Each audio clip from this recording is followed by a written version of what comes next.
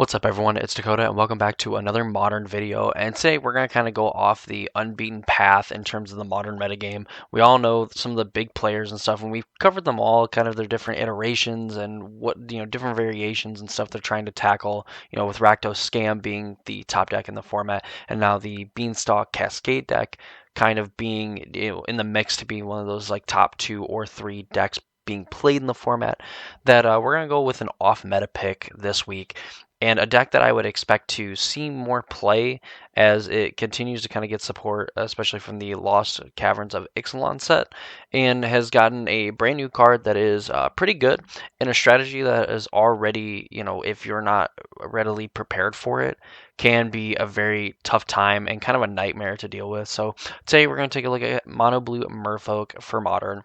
This list in particular is piloted by, I'm assuming it's going to be Jakob Heidecker, who at Eternal Weekend Europe 2023 in the Modern main event went 5-3-1 with this list. I believe this is the best record from the event for a Merfolk player. 5-3-1 is not like anything crazy, but in a metagame like Modern, where I think it is very much it kind of tests like your knowledge of the format and how quickly you're able to adapt to changing situations and kind of able to go off script a little bit.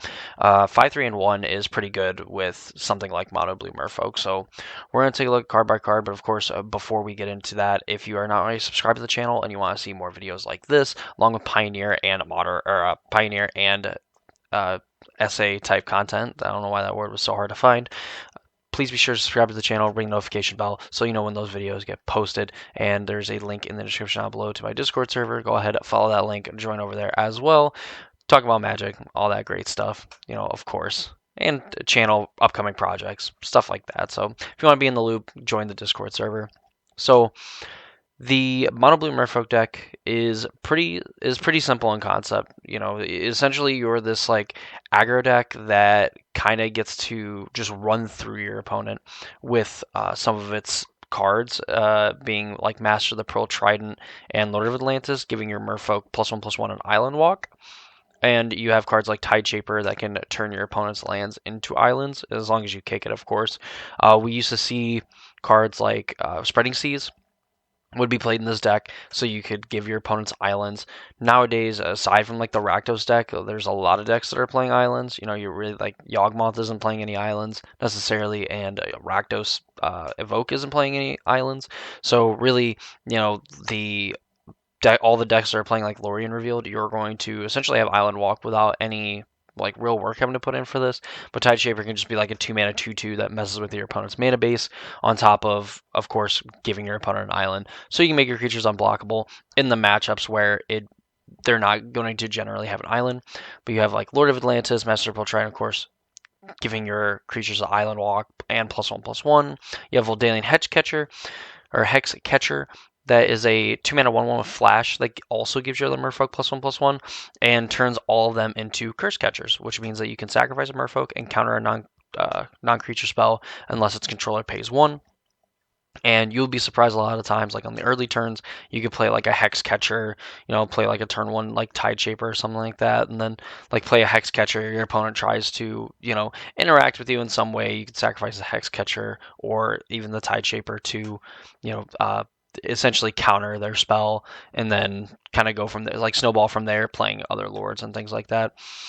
The big ones, Civiloon of Sea and Sky is indestructible as long as you control these 2 other Merfolk. Whenever it attacks, you draw a card, and other Merfolk you have control have Ward 1, which can be really annoying. Like this deck can nickel and dime you between like Hexcatcher and Saloon or Civiloon, or however the heck you say that name. So it makes it very hard to kind of interact with it. You would see in past Merfolk lists from like the probably mid to late 2010s, you'd see this card, which you see in the sideboard here, Cure the Great Glass Spinner, which would like counter the first spell or ability that would like target a creature you control. And so like Sylveloon essentially gets to do it, but on like multiple times. If your opponent is just trying to like deal damage, it's like one of your lords and you have like a few already in play, they're gonna have to pay for the removal spell, pay 1 to get through it, and then hopefully pay for another damage dealing spell or removal spell or whatever, and have to pay the 1 as well. So it can definitely be very annoying between having ward on all of your Merfolk, or on all your other Merfolk, while this has Indestructible, and Voldalian Hexcatcher being able to, come out of nowhere and seemingly counter, like things like Leyline Binding and whatnot. Even, the occasional like Fatal Push, Lightning Bolt, Lightning Helixes and stuff from like the burn decks and things like that. So definitely very annoying for them to deal with. But the new card that we have and the beautiful, alternate full art that we have for this card, Tashana's Tidebinder, which is the new card from Lost Caverns of Ixalan. There's a few other ones, but this one seems to be the most prominent one. It's a 3 mana 3/2 with flash. When it enters the battlefield, you counter up to one target activated or triggered ability. If an ability of an artifact, creature, or planeswalker is countered this way, that permanent loses all abilities for as long as Tashana's Tidebinder remains on the battlefield. So this is a way that you could interact necessarily with like Ren and Sixes, that you can interact with Teferi Time Ravelers, with the help of Aether Vial, of course, because you can't actually cast this when there is a Teferi Time Raveler in play. But a lot of the annoying planeswalkers that we're used to seeing, just getting to remove all the abilities from it, and just like Omnath, they play a land, they trigger their landfall, counter their landfall ability, it's going to lose all of its abilities and essentially a glorified like a hard to cast like 4 mana 4/4. So we can go on and on about like the creatures and permanents and things like that, and even planeswalkers that have activated abilities that you'd want to counter in the first place with Tashana's Tidebinder. But just know that like this is pretty good for those situations, and in a deck that can just swing a lot of tempo. Of course, as we have pointed out before with Hexcatcher and Selvaloon of Sea and Sky.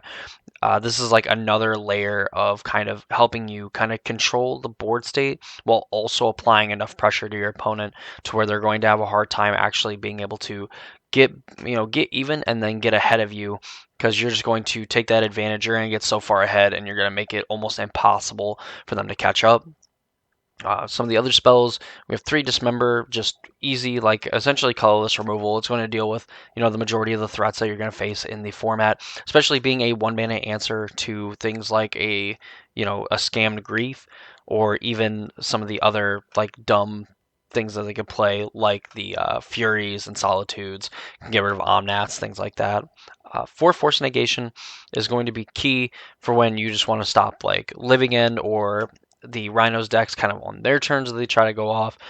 This also is like something that you can just hold up and be able to interact in that way against them. You're able to interact with like Thought Seizes, be able to do something. If you have like 2 of these, you're able to do something against Scam by stopping them from getting back their creature, and so on. Lorien Revealed. Island cycling is just another way to like kind of thin your deck. You're playing 18 lands and 4 Aether Vials. So like getting another land out of your deck can be crucial. On top of that too, I mean, you can just end up playing this late in the game to draw 3 cards, and because you have Aether Vials, you're able to draw, 3 cards and then potentially play one of your Merfolk off of Aether Vial. And of course, now the last card being Aether Vial, and the reason why it's so good, and really why it's even critical to have this card on turn 1, is because it'll allow you to double spell in a way. So Aether Vial says that at the beginning of your upkeep, you put a charge counter on it, and you may put a charge counter on it at the beginning of your upkeep, and then you can tap it to, and you may put a creature card with converted mana cost equal to the number of charge counters from Aether Vial from your hand onto the battlefield. So there's a few quirky things with Aether Vial that you may or may not know as someone who has never played with Aether Vial. If you activate Aether Vial, your opponent cannot like respond to the creature entering the battlefield. If there's a enter the battlefield trigger with it, they can respond to that. But you activate Vial, your opponent has to do something, or else they basically just have to let the creature come into play. While in Merfolk, I don't think it's necessarily like super relevant, but I know in like Humans back in the day, when people would play like Meddling Mage, you could not then cast the spell in response to a Meddling Mage, because the Meddling Mage just got to enter play and then name a card that they didn't want you to have cast if you didn't respond to the Aether Vial activation. Of note too, if your opponent has some way to proliferate, like say you have a 2-cost Merfolk in hand and you activate an Aether Vial on 2, if your opponent proliferates in response to the Aether Vial trigger, it will require you then to put something in play that costs 3. You will not be able to play something that costs 2, even though you activated the vial when it has 2 counters on it. It will check how many counters are on it now when it goes to resolve, which means you have to put in a 3 cost card. So just some things to keep in mind. Definitely a possibility. I mean, Yawgmoth has ways of like doing it, and that's really the most prominent one of doing it. And like those situations might not be something that you run into on a game-to-game basis, but it is good to know for future reference. To be careful with your Aether Vial activations and your opponents being aware of your Aether Vial activations. And that's kind of where you can win some games there too, where your opponent just doesn't understand how to interact with Aether Vial, or thinks they know how Aether Vial works, and they find out that that's not how it works. So just something to keep in mind. Mana base, simple. 3 Cavern Souls. The encounterability is nice, but, obviously it's essentially like another island, and it's mainly used for the uncounterability in this. You have 8 islands, super easy. Have a ton to search with for the 2 Lorien reveals. You have a Manamo, which can untap target legendary permanent, so we can see things like Saloon getting untapped, like Kira's and things like that. Really not any other like legendary creatures in the list aside from Saloon. You have like Mutavaults are essentially honorary Merfolk that you can pay 1 mana to activate. And of course, they'll become 3/3s or 4/4s, maybe even 5/5s with Island Walk, and just end up dealing a ton of damage on a land that can't really be interacted with at sorcery speed. You have Otawara as like additional removal / disruption in your deck, just a 1 copy. And Waterlogged Grove, this card used to be played, I feel like a lot more, like at least like 2 to 3 copies, maybe even 4 in some Merfolk lists, just for the ability to sack it later to draw a card. Because when you're playing multiple spells a turn through Aether Vial and through your lands, you run out of cards very quickly, and Waterlogged Grove can just give you that extra oomph to kind of get in and finish the game. But just one on the list now. The sideboard, Chalice of the Void, big hate against the Cascade decks. You just put this into play, and it's going to be a hot minute before they can really interact with it. Hopefully you can then kind of force and push their game plan into answer this, plus then do their thing, where you're then able to either protect the Chalice through like force and negations and things like that, or even like Tishana's and whatnot, and Voldaean Hexcatchers, to then, going even further and, being able to say, okay, you can take care of the Chalice, like I'm going to kill you through your spell anyway. Grafdigger's Cage, not allowing creatures to enter the battlefield from graveyards or libraries, and players can't cast cards from their graveyards or libraries. Just a nice little utility piece to have in the sideboard. You have Stern Scolding, which is a counterspell that I think kind of waxes and wanes in popularity, and I think is probably pretty good now, considering that we have, Yawgmoth is still a very potent and powerful deck. People I think will kind of start playing Merfolk. Usually Merfolk is a deck that I think starts to see a lot more play once it gets a little bit of support and just kind of gets revisited, because all in all, it is like a pretty good deck in terms of like being an aggro and a tempo deck. You have Harbinger of the Tides, which, for 4 mana is like for a 4 mana 2/2 that you can play as flash. You can return a tapped creature to an opponent hand, or you can just use it for an Aether Vial for 2. I don't know why that was so difficult. You can use an Aether Vial for 2, put it into play, at instant speed and bounce it. Even playing at sorcery speed, just giving like the tempo of like bouncing your opponent's biggest creature, maybe before like either they control an island, or you're able to turn something into an island, whatnot, and have all your creatures be unblockable. This can definitely be a big tempo swing. They're just getting in a ton of damage, and then they're forced to kind of like rebuild and reassess from there. Hurkyl's Recall, Hammer is definitely a decently popular deck. Just being able to bounce all of their hammers and stuff like that to their hand, while most of the time is not going to be relevant, it should also get rid of their activated Inkmoth Nexus. So hopefully then they can't cobble together like a lethal attack from that, and then just give you enough time to end up attacking and winning the game from there. I have Kira, which we mentioned earlier, 3 mana 2/2. It's not a Merfolk, but it does force your opponent to have 2 pieces of interaction for each creature. So when it gets targeted by a spell or ability for the first time each turn, it gets countered. So if your opponent tries to Fatal Push, your Silvergill Adept, they, essentially have that spell countered, and then you have like a Lightning Bolt or another Fatal Push to kind of follow it up. Of course, we all know Again, what have we been saying? It can be annoying when you have cards that have Ward 1 and can just counter non-creature spells, just forcing your opponent to spend more mana and more cards on a single threat, and really having to prioritize certain threats where you just play so many lords that going after the lords, aren't necessarily like the best feeling because, you take out one, there's two more in its place. The last one, Subtlety, is just a easy turn 0 interaction for cards like the other pitch elementals, Grief, Fury, Rakdos, still very popular, holding well over 20% of the metagame.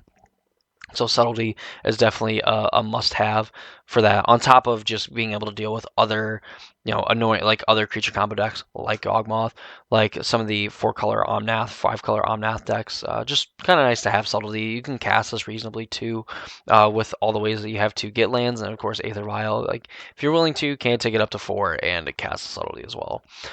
And that is the Mono Blue Merfolk deck for the modern format. Overall, I think this deck has some potential.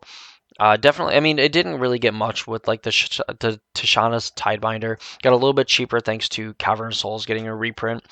But I think it just has some of the tools to be successful, and it's another deck that you have to be willing to put the time into and just kind of learn the format and learn some of the sequences of plays and things like that in the deck itself to kind of like turn that maybe like 5-3 and 1 into like a 6-1 or 7-1 and 1 or a 6-2 and 1, or even just like converting that draw into a win and going like 6-3 or 7-2, and these are like bigger tournaments as well, so you're probably not going to be playing some 9-round tournaments, but if you can play it like a 6 or a 7-round tournament and then end with like 2 losses, or like a loss and a draw, you can easily get into the top 8, and at that point it's all about just making it into the dance before trying to finish it off and take it down. So yeah, that's gonna do it for me in this video. I hope you all enjoyed. If you did, please leave a like on the video. Comment down below if there's a certain deck that you want to see in the future. We'll try to get gameplay of this later in the week, of course. And yeah, subscribe to the channel, ring notification bell, join the Discord server, all that. That's gonna do it for me. Hope you all enjoy the video, and I'll see you all in the next one.